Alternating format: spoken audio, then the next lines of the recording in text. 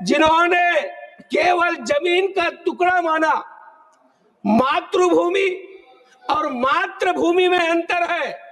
ये मातृभूमि नहीं, ये मातृभूमि है। और इसीलिए हम सब जानते हैं 1962 के भारत चीन युद्ध के दौरान जब संसद में तत्कालीन प्रधानमंत्री जवाहरलाल नेहरू के उस बयान की कड़ी आलोचना की गई।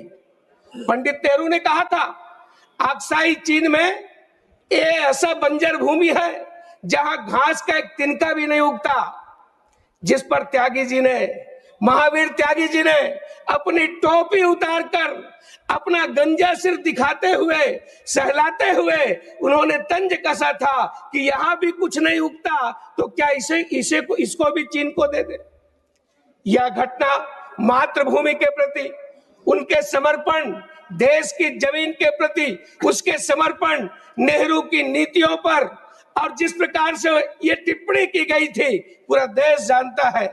चाहे नेहरू सरकार की, कांग्रेस सरकार की, अक्साई चीन पर चीन के कब्जे को लेकर उदासीनता के जवाब में था महावीर त्यागी जी का एक एक इंच जमीन भी वे खोने के खिलाफ थे। कांग्रेस के लिए, नेहरू के लिए ये मात्र जमीन का टुकड़ा था जिसे हम मातृभूमि कहते हैं। ये भारत माता है। भाइयों बहनों, माननीय सभापति जी, हम सब जानते हैं कि किस प्रकार से अथर्ववेद में कहा गया है, ये ग्रामा यदरण्यम या सभा अभिभूम्याम ये संग्रामा संवित्यतेषु चारु वदेमते।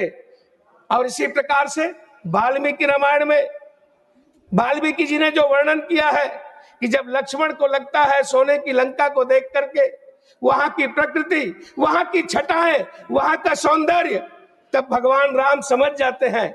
और जो पंक्ति में कहते हैं कि अभी स्वर्णमयी लंका नरोचते लक्ष्मण जननी जन्मभूमिश्चा स्वर्गादपि गरीयसी। लक्ष्मण, मेरा अवध इस सोने की लंका से बढ़ करके है। ये हमारी जन्मभूमि, वो हमारी मातृभूमि है। इसी प्रकार से हम सब जानते हैं कि एक नहीं अनेक उदाहरण गायन्ति देवाः किल गीतकानि। ये ऐसी भूमि है जिसको रसखान ने गाया है। रसखान ने बहुत ही जिस शब्दों में उन्होंने वर्णन किया है मैं बताना चाहूंगा।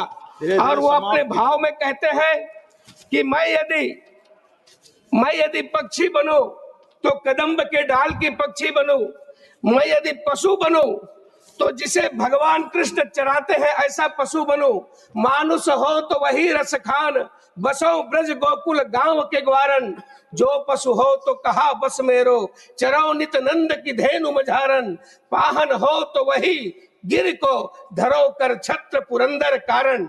ये ऐसी धरती है और इसीलिए कहा गया है गार्यन्ति देवाः किल गीतकानि धन्यास्तु हे भारत भूमि भागे, स्वर्गापवर्गा स्पद हेतु भूते भवन्ति भूयः पुरुषः सुरस्त्वात्। जहां देवता भी जन्म लेने के लिए तरसते। मैं बस 1 मिनट में समाप्त करता हूं। ऐसे इस भारत भूमि के लिए और जिस प्रकार के शब्द कहे गए वो भाव ही नहीं है।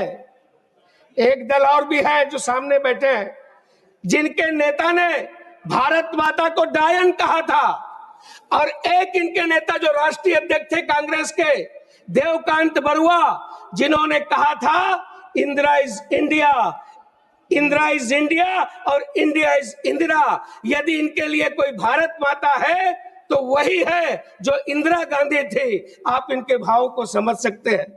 भाव बहनों, माननीय सभापति जी, जिस प्रकार से और उपेक्षा की गई राष्ट्र के वंदे मातरम के ऐतिहासिक महत्व को हम सबको फिर से एक बार जागृत करने की जरूरत है।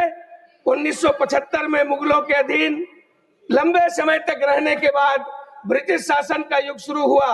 1857 के विद्रोह के बाद देश भर के लोगों के मन में आशंका थी क्या राष्ट्र कभी स्वराज के स्वप्न को साकार कर पाएगा। उस समय बंकिम चंद्र चटर्जी ने राष्ट्रीय चेतना के इस महान स्त्रोत की रचना की। रविंद्रनाथ ठाकुर ने वंदे मातरम जादुई शब्द है जो लौह द्वार को खोल देंगे, खजाने की दीवार तोड़ देंगे। ये ग्लोरियस थॉट ऑफ टैगोर पृष्ठ 165 में अंकित है।